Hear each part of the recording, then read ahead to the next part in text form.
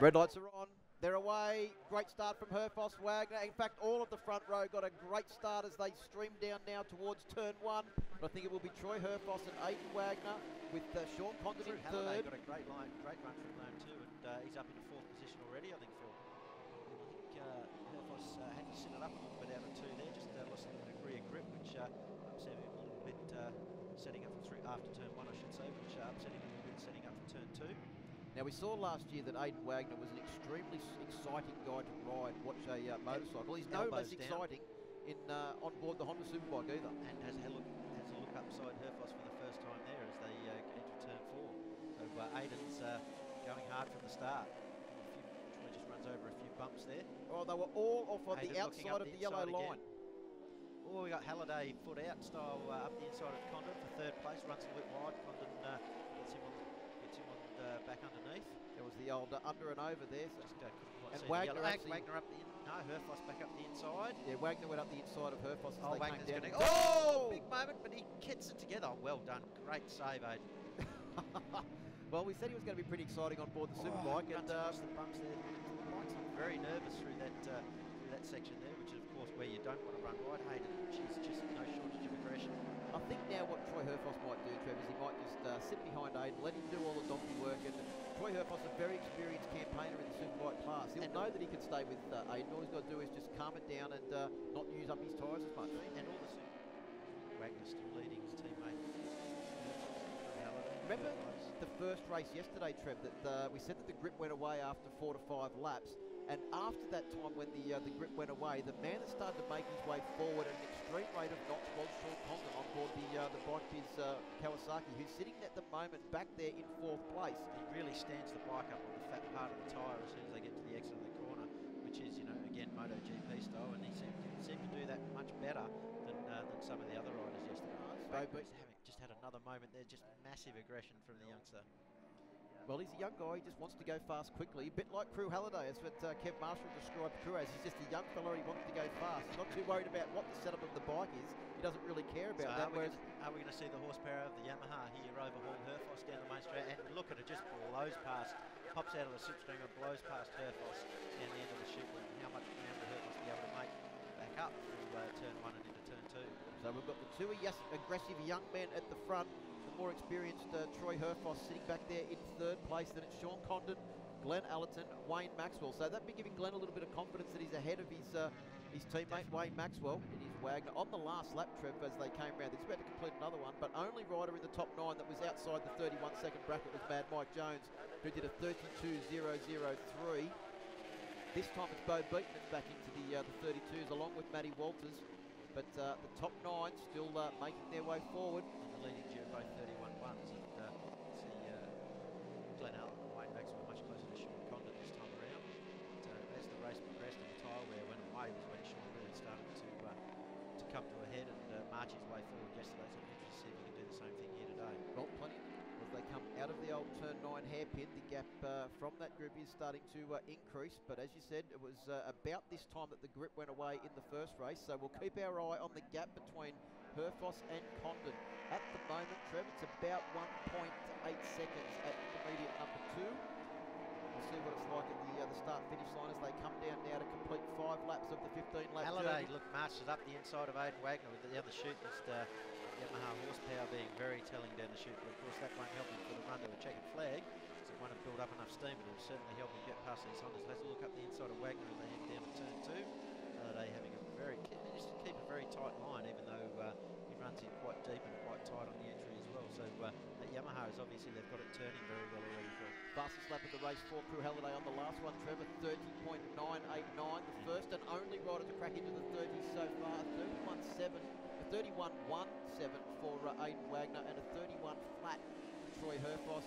Wagner quickest yesterday with a 36, but I expected them to beat that today, so it's quite surprising that we haven't lowered that benchmark again. But before these top 3 start carving each other up, you never know what could happen.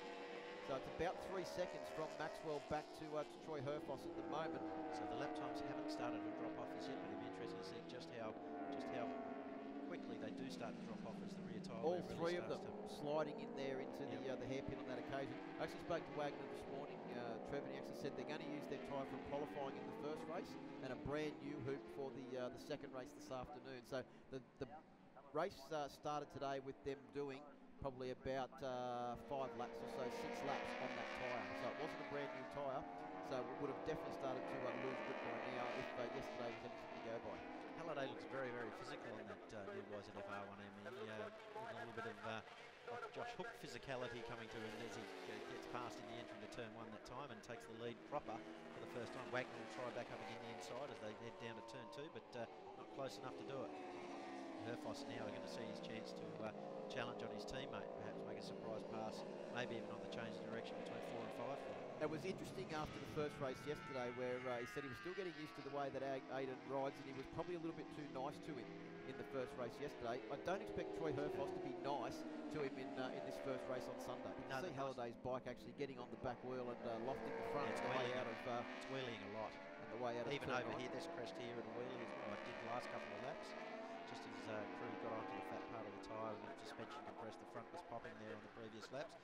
30.8, fastest lap of the race to Halliday. So that's not going away. No, that's 2 fastest laps for Halliday in a row, in fact, both in the 30-second bracket, a 30.9 first up and a 30.8. Still not down to his fastest lap of yesterday, though. But they're obviously making steps forward with the setup of that machine because it's looking after its tyres so much better. And Wagner, of course, it is cooler here this morning. This afternoon, that will be more telling. Wagner back into 32s on that lap, Trevor, was 32.099, but Halliday and Herfoss, and in fact Maxwell. Wagner's going to try into Halliday, change the direction between 4 and 5. He's going to do it. He's there, Phil. I'm sure he's pulled that off, has he? He has. Run a little bit wide, but he let the gas down hard. Halliday will try back up again the inside. No, the side's better. Herfoss might mug Halliday here if Halliday leaves the door open at any point. Oh, the back of that Yamaha starting to slide now. And the front end of the Honda starting to lift as Aiden Wagner gets aggressive with the throttle. So we're only at half race distance, and Herfoss to me seems more than happy just to sit back in the third and let these 2 young fellas do all the donkey work at the front. He looks comfortable. Troy always looks comfortable. It never looks as though he's really trying to. Not quite, doesn't look quite as relaxed on the bike as Jamie, but yeah, just seems to save his powder, try and stay as smooth as possible. Of course, a master of everything on 2 wheels, supermoto, motocross, cycling, whatever. Mountain bike, he's actually won a mountain bike race recently too. Everyone thought he was only a road cyclist. Yeah, and he actually come third in a round of the Australian Championship too, in a surprise appearance. Halliday blows past Wagner down the main chute, that newfound Yamaha horsepower. Being very telling there down towards the end of the chute. So Aiden Wagner is going to need some new elbow sliders on board those Alpine Star leathers at the end of this race. Wagner's looking up the inside into turn 2, not close enough this time around. Oh, Herfoss up the inside. He made Wagner stand it up. No more Mr. Nice Guy from Troy Herfoss. That's it. So Herfoss decided this is his time to have a go. So try and mug Halliday. Well, I wonder if see there's more aggression in Herfoss's body language there now. But also too, it would appear that he's let those 2 carve each other up and use up their grip on their tyres as well. And up the inside between 4 and 5, that's going to make Cru stand it up a little bit, I think. Well, Wagner out of the seat. Yep. So I think Herfoss maintains station. They're both going to have a little bit of work to do now, because Troy Herfoss to me looks like he's just been biding his time, and he's really going to pick the ears back now and have a red hot go. He actually lists Sydney Motorsport Park as one of his favourite circuits to ride. He said the undulation, the stop and go, and the sweeping corners, that combination of backing everything. It in, supermoto style that time around. So yeah, he's not too unhappy with that sort of action. No, he loves it. And really sliding the rear of that 5-blade now, but of course Herfoss needs to try and get onto the main straight with an advantage over Halliday, otherwise Halliday would just blow past him on the entry to turn 1. Did you see the way that Cru was having to manhandle the bike to keep it on track there it's as well? Very physical. Using his upper body. Yeah, and I can't remember Cru looking that physical on the last machine, but of course he had less horsepower to hang on to then. That's it. Well, and also too, the thing that was impressive was the photo that's actually up on mcnews.com.au, Trev, of Cru Halliday on Friday practice as he comes across the hill into turn 4 with him front wheel off the ground, manhandling the motorcycle. And there's a good picture of him sparking up to Wagner. Let's look up the inside. Cru puts his left foot out, going to run deep here. Wagner's going to go up the inside. I think Cru realised that he'd just got that a little bit. Oh, Sean Condon has crashed at turn 15. That's about in the final corners of the track. Hopefully he hasn't done any more damage to that suite of injuries that he's running this weekend. So we'll see. Herfoss backing it in big time that time around, but Wagner still managed to get much better entry speed by him. He we'll see where Sean Condon is after that crash. At the moment, our timing monitor is having him in 9th position. This might be a fast lap from Aiden Wagner this time around. Well, let's have a look at the lap times as they come around to complete that lap. 31.5 for Herfoss, 31.1 for Wagner, a 32.1 for Cru Halliday. So it's 1.3 seconds slower than his earlier fastest lap of the race for Cru. So interesting to see if he can claw some of that ground back, or that's his rear tyre done and dusted. Well, Wagner has taken back the lead. Herfoss sitting back there in second place. Cru Halliday a little bit of a gap to try and make up to go with the two Team Honda machines at the moment. Now he's got a little bit of work to do to get back up into an overtaking position, but the top three, Trev, have got about 5.5 second lead over the battle between Wayne Maxwell, Mad Mike Jones, who's now up into 5th place. Matty Walters up into 6th, ahead of Glenn Allerton. So we've got two Honda machines leading from a Yamaha, another Yamaha, a Kawasaki, another Yamaha, and Sean Condon back into the top 8. Cru's, I think Cru's picked up his pace again, Phil. So he's come back into perhaps a contention for the win with 2 laps to run across the stripe this time around. I think by the time they get to the end of the main straight, I think Cru will be all over the two Honda men again. Well, it'll be interesting to see what the lap times are at the completion of this lap, Trev, as they come round through the final set of corners now and onto the Swann Insurance Straight. There'll be 2 laps to go of this 15-lap race as they come around. So Herfoss has got a little bit of work to do if he's going to peg back his teammate. That gap has got out a little bit. We've got Matty Walters here battling with Glenn Allerton in the 6th position. Well, you can see Allerton, the rear of his machine, starting to really start to wander as he came out of there onto the Swann Insurance start-finish straight. This is a good match between the Kawasaki that's not slow in a straight line, and Glenn Allerton, who's simply able to go up the inside. That Yamaha has got a long set of legs. Walters back underneath.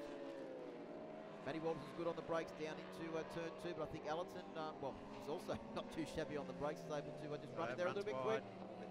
Too late on the brakes there, so he's shaking his head already, very annoyed with himself for making that mistake. Wait for our Tom to come back. Change of direction, Allerton does it again. 31.5 for Cru. Actually, Cru Halliday was the fastest on that last lap, as you rightfully picked up, Trev. And he, the lap before as well, he was also within a tenth of the Honda boys. He just picked his pace up again. He did drift back into the 32s a few laps ago there, but back into the mid-31s now for Cru. So shaping up for a challenge, as next time across the stripe it'll be last lap lead time. Yes, and not too long to go. Our race leaders are heading up towards the final corners on the circuit now, as we're enthralled with this battle between Glenn Allerton on bike number 4 and Matty Walters on bike number 12. The crash, Trev, that's an unbelievable performance. Has a big Herfoss. Herfoss does exactly the same thing, probably not quite as spectacular. Herfoss runs a little bit of wide in there. Of course, Wagner can just sort of keep him outside. Herfoss up the inside. It's exactly what he's doing. Turn setting up for this change of direction move. Wagner back up the inside again, though. So these boys have got changed position at the last 3 corners. Well, Paul Freese just had 3 kittens in pit lane as he watches his 2 riders battle it out for this race win. As they head around corporate, Wagner sliding through there on entry, let alone exit. Well, will Herfoss try and go down the inside on the brakes? No, he goes to the outside. Will he try and set him up for a pass into turn 10? It's going to have to be a tyre on leathers pass into the final couple of turns if he's going to get Wagner now. The big question is, Trev, do you really want to lead into the onto the start-finish straight here for the final time? These bikes are equal on speed. Oh, and look, Herfoss is right behind him. So Wagner will probably find him weave to the left of the track to try and break to the slipstream as soon as he gets it up right here. So Herfoss is going to have to try and slipstream Wagner to the line. Here they come. Wagner's going to get it. Wagner gets it by a scant 0.098 of a second over Troy Herfoss. We've got this battle for between Condon and Walters over battling over 7th position, are they? Or 6 is Allerton's managed to break away from the Kawasaki duo. Well, and Sean Condon, an unbelievable comeback from him after crashing earlier on in the race. So Aiden Wagner, the race winner of race 1 again here today. Won race 1, of course, yesterday also. So Wagner, there you go, see confirmation of results on your screen there. Fireblade 1-2 once again with Wagner leading the way from Herfoss by just under a tenth of a second. Cru Halliday, the best of the Yamaha riders, and considerably 6 seconds faster than Wayne Maxwell, the reigning Australasian Superbike champion.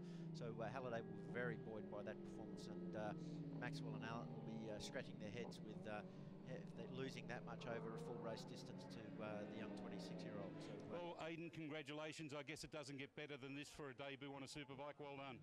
Thanks, Lance. It's been a good weekend so far and another win today, so just need to repeat what we did then, and new set of bags for the second race would be good, but you know, I couldn't do it without Team Honda Racing putting together such a good package and such a great bike. So no, huge thanks to them for giving me the opportunity. Well, last year it was on the 600. You had good success throughout the year. Of course, you've got some overseas commitments this year. I mean, what does it mean to a young lad like you to get the opportunity to hop up onto a superbike like this? It's a big thing, and you know, to go straight to a great team that's got their stuff working really well already is, you know, that's a huge thing, and I think it shows you're only as good as the team round about you. So you know, hats off to them, and hats off to Cru and Troy. Rode a tough race, and you know, Troy really put the pressure on in the last lap, but I was just able to hang on. But well done to them guys too.